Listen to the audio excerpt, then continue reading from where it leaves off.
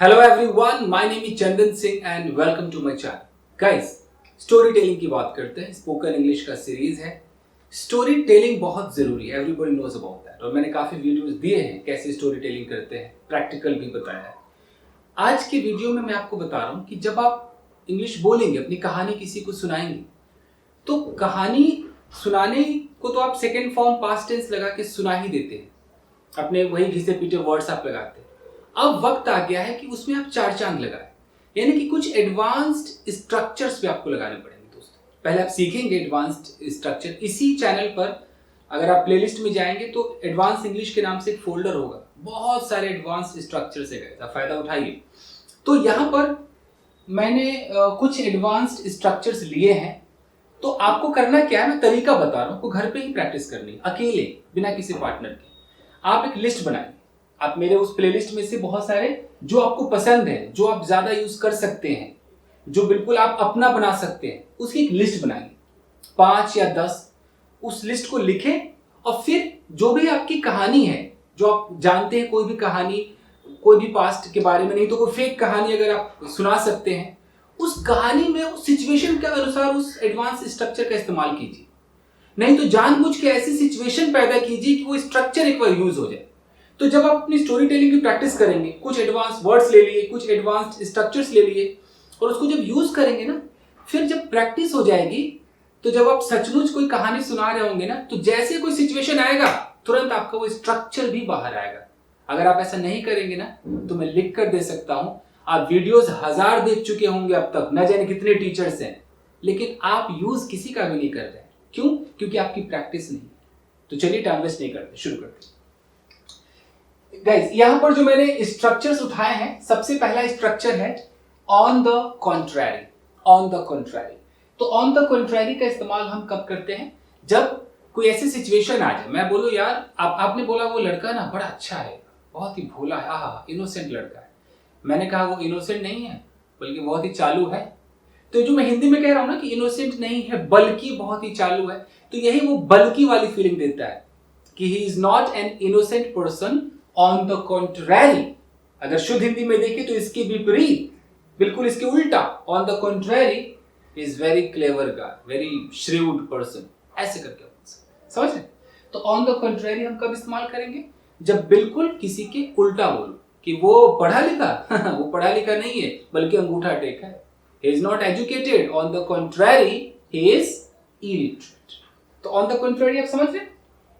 मैं अभी एक एक चीज को ज्यादा एक्सप्लेन नहीं करूंगा क्योंकि वीडियो बहुत बड़ी हो जाएगी, तो आप समझते रहिए यूज कैसे करना. फिर आता है प्रोवाइडेड. प्रोवाइडेड का भी इस्तेमाल अपनी इंग्लिश में आप कीजिए. प्रोवाइडेड का मतलब है कि ऑन द कंडीशन, एक शर्त होती है. हिंदी में क्या बोलते हैं? बशर्ते. तो इसमें शर्त छुपा हुआ है. आपने मुझसे पूछा कि why don't you make 6 packs? Why don't you make your body? Body क्यों नहीं बनाते हो, 6 packs क्यों नहीं बनाते हो? मैंने कहा I can make 6 packs, मैं 6 packs बना सकता हूं, provided I get a good trainer, बशर्ते मुझे एक अच्छा ट्रेनर तो मिले. तो प्रोवाइडेड जब हम बोलेंगे तो उसके बाद आपको प्रेजेंट इंडेफिनिट टेंस का इस्तेमाल करना होता है. प्रोवाइडेड, मैं तुम्हारी मदद कर सकता हूं, I can help you. Provided थोड़ा ख्याल रखो. तो provided you help me out with some money, provided you give me something. तो प्रोवाइडेड का मतलब है कि बशर्ते मैं ये करूंगा, शर्त ये है कि तुम कुछ कर दो मेरे लिए, वहां पर हम प्रोवाइडेड का इस्तेमाल करते हैं. तो जब आप स्टोरी टेलिंग करेंगे तो सिचुएशन आपको पैदा करना होगा जानबूझ करके, ताकि आप यूज कर पाए. नहीं तो आपकी आदत ऐसी है ना, फ्लैट बोलने की आदत, तो फ्लैट को थोड़ा सा हटाना. उसके बाद है डिस्पाइट द फैक्ट दैट. आप खाली डिस्पाइट भी लगा सकते हैं. डिस्पाइट अगर आप खाली लगाएंगे, आपको पता ही होगा, न्यूज़पेपर पढ़ते हुए, डिस्पाइट का मतलब होता है के बावजूद. इसकी जगह पर इंस्पाइट ऑफ भी पहले काफी चलता था, बट आजकल डिस्पाइट का एक ट्रेंड सा चला हुआ है. जैसे मैं बोलूं कि डिस्पाइट हर इलनेस, अपनी बीमारी के बावजूद, तो इतना तो सबको पता है. इसमें मैंने लगा दिया है द फैक्ट दैट. ये हम तब बोलेंगे जब मैं ऐसे बोलूं कि इसके बावजूद कि वो मुझसे नफरत करती है, मैं उससे प्यार करता हूं. अगर मुझे ये बोलना है तो कितना बड़ा सेंटेंस है. तो अगर आप डिस्पाइट खाली यूज करेंगे ना, तो डिस्पाइट के तुरंत बाद आप कोई सेंटेंस सब्जेक्ट वर्ब ऑब्जेक्ट वाला नहीं बोल पाएंगे, आप बस फ्रेजेज ही बोल पाएंगे. Despite her illness, despite having lot of money, छोटे छोटे बोल पाएंगे. अगर आपने द फैक्ट दैट लगा दिया तो आप पूरा एक बड़ा सेंटेंस बोल सकते हैं. जैसे despite the fact that she hates me. तो मैंने क्या बोला, despite the fact that she hates me. पूरा सेंटेंस है ना, शी सब्जेक्ट है, हेट्स आपका वर्ब है, मी ऑब्जेक्ट है, तो पूरा एक सेंटेंस आ गया। तो despite the fact that she hates me, I love her, मैं उससे प्यार करता हूं। ये होता है डिस्पाइट द फैक्ट। बिल्कुल विपरीत के लिए है कि एक तरफ दिखाइए कि ऐसा है और दूसरी तरफ कॉमा लगाकर बिल्कुल अलग दिखाइए। Despite the fact that you don't watch my videos, comma I always upload videos only for you. तो समझ में आया, एकदम उल्टा दिखाने के लिए होता है despite the fact. On the verge of का मतलब होता है कि आप बिल्कुल कोई चीज होने के उस कगार पर है। कगार अगर नहीं समझ पा रहे हैं तो समझ लीजिए कि बस हो गया। अगर मैं बोलूं कि he is on the verge of falling down, कि मतलब समझो कि अब गिरे तो तब गिरे, बिल्कुल उसके यहां पर है, एकदम एज पर आ गया है, ऑन द वर्ज ऑफ। तो ऑन द वर्ज ऑफ का इस्तेमाल करते हैं कि he is on the verge of killing himself, he is on the verge of being bankrupt, वो बैंकक्रप्ट होने की कगार पर है, तो किसी भी चीज के कगार पर है। He is on the verge of resigning his job, something like that आप बोल सकते हैं। ऑन द प्रिटेक्स्ट ऑफ का मतलब होता है कि किसी चीज के बहाने। जैसे अगर मैं बोलूं कि चॉकलेट देने के बहाने मैं उसे अपने घर ले आया, तो मैं क्या बोलूंगा, आई टुक हर या took him to my house on the pretext of giving chocolate. तो ऑन द प्रिटेक्स्ट ऑफ का मतलब है कि आप कह रहे हैं कि मैं ये करूंगा, लेकिन वो करने के बहाने आपने कुछ और कर दिया, यू नो। कहते हैं कि जॉब दिलाने के बहाने उसके साथ ये कर लिया, शादी करने के बहाने उसके साथ वो कर लिया। तो on the pretext of getting married, शादी करने के बहाने। On the pretext of providing a job provide करने के बहाने। On the pretext of taking to coffee shop ले जाने के बहाने। तो बहाना था कि कॉफी शॉप जाएंगे, हो गया कुछ और, तो वहां पर हम बोलते हैं ऑन द प्रिटेक्स्ट ऑफ। फिर आता है कॉन्सिक्वेंटली। तो कॉन्सिक्वेंटली का मतलब होता है परिणाम स्वरूप। जैसे मैं बोलूं कि yesterday I was in the market and I saw that there was a beautiful girl standing buying some vegetables. I don't know what happened to me. I walked up to her and anyhow I just touched her. Consequently, she slapped me tightly. समझ में आया? तो consequently का मतलब होता है परिणाम स्वरूप, कि मैंने उसको छुआ, उसके परिणाम स्वरूप क्या हुआ, उसने मुझे चाटा मार दिया। तो ये मैंने आपको एक एक एडवांस्ड स्ट्रक्चर की सिचुएशन बताई है, कहां पे यूज करना है। अब हम इसका इस्तेमाल करेंगे। ओके, चलिए तो स्टोरी देखते हैं। ये मैंने एक छोटी सी स्टोरी ड्रॉ की है। आप अपनी खुद की स्टोरी जो रियल हुआ उसे रिकॉल कर सकते हैं, नहीं तो यही स्टाइल अपनाइए, फेक पे प्रैक्टिस कीजिए, एक दिन रियल पे अपने आप यूज हो जाए। यहां पर एक लड़की जिसका नाम है कैरोलिना। तो कैरोलिना सुबह उठी, फ्रेश हुई, तैयार हुई, ब्रेकफास्ट लिया और हमेशा की तरह वो कॉलेज गई। कॉलेज है ये। तो कॉलेज में एक लड़का था, उसका नाम था पीटर को लोग बहुत ही अच्छा समझते थे कि बहुत ही जेंटलमैन टाइप ऑफ लड़का है, दूसरों का ख्याल रखता है।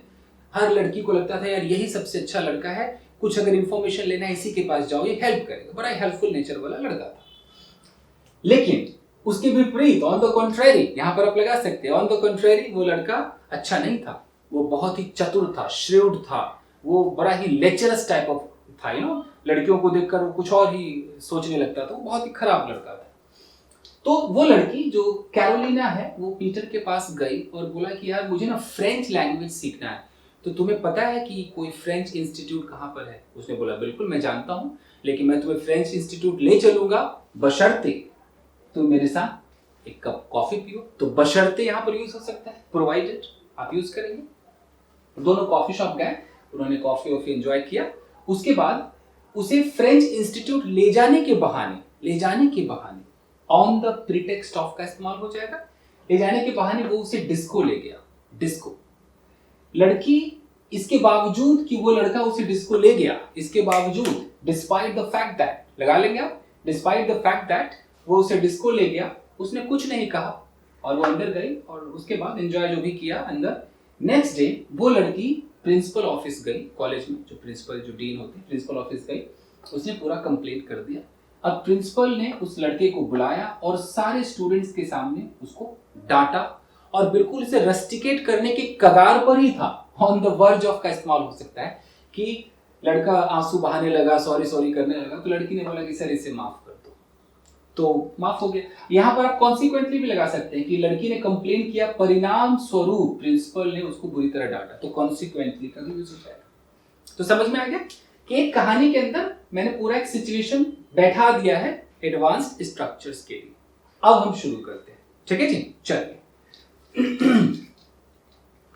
तो प्रेजेंट करते हैं। Hello everyone, my name is Chandan Singh and today I am going to tell you a story. Well, this story is about a girl named Carolina. As usual, Carolina got up around 7 o'clock in the morning. After that, she got fresh and got dressed. Then she had breakfast. Having taken breakfast, she went to her college. In the college, there was a guy named Peter who was considered to be a chivalrous and considerate person. But on the contrary, he was a shrewd and a lecherous guy. The girl walked up to Peter and said that, "Hey Peter, I want to go for French classes. So could you please tell me where the French Institute is?" The boy agreed and he said that, "Of course, I would like to take you to the French Institute provided you can have a cup of coffee with me." The girl agreed and they both went to a nearby coffee shop and enjoyed coffee. From there, on the pretext of taking the girl to the French Institute, the boy took her to a disco. Despite the fact that the boy has taken the girl to disco, the girl did not show her negation and she entered the disco and enjoyed the party. Next day, the girl went to the principal's office and narrated everything, complained about that boy. Consequently, the principal called that boy and in front of all the students, he reprimanded the boy. And when he was on the verge of rusticating him, at the same time, the boy started crying and said, "I'm sorry, I will not do it again." Then girl also felt pity and requested the principal not to rusticate him. And finally, the boy said sorry to the girl and everything was normal. तो समझ में आया guys? तो ऐसे ही आपको इस्तेमाल करना है। तो यही था ये वीडियो। तो आप क्या करें, आप इसका एक स्क्रीनशॉट लीजिए, आप चाहे तो इसको भी खूब प्रैक्टिस कीजिए, फिर इनको आप किसी और स्टोरी पर लगाने की कोशिश कीजिए। अगर आप ये फॉलो करते हैं तो यकीन मानिए आपकी प्रैक्टिस होगी। अंग्रेजी अगर आप सारे सेंटेंसेस जानते हैं ना, तो किसी इंस्टीट्यूट जाने की ज़रूरत नहीं है, पैसा खर्च करने की ज़रूरत नहीं है। इंस्टीट्यूट वाले भी प्रैक्टिस कराएंगे, उससे ज़्यादा प्रैक्टिस आप घर पे कर सकते हैं। 1-1 घंटा 2-2 घंटे, इंस्टीट्यूट में तो एक लिमिटेड टाइम होता है। तो आप प्रैक्टिस कीजिए। 2 चीज़ मैं बार बार कहता हूँ, स्टोरी टेलिंग और कॉन्वर्सेशन। और कॉन्वर्सेशन के अंदर सवाल पूछना और जवाब देना। ये जिसको आ गया उसको बस क्या चाहिए, अच्छे अच्छे वर्ड्स याद करे और उसको इस्तेमाल करना शुरू करे। नए नए स्ट्रक्चर सीखे, इस्तेमाल करना शुरू करे, इडियम फ्रेजेस लगाए, बेहतरीन अंग्रेजी का मालिक बन जाएगा। बस यही है अंग्रेजी और कुछ भी नहीं। ठीक है, तो मिलते हैं अगले वीडियो में guys. Till then, take care, keep practicing and have fun. अगर आप चाहें तो इसका एक स्क्रीनशॉट ले सकते हैं। Thank you guys.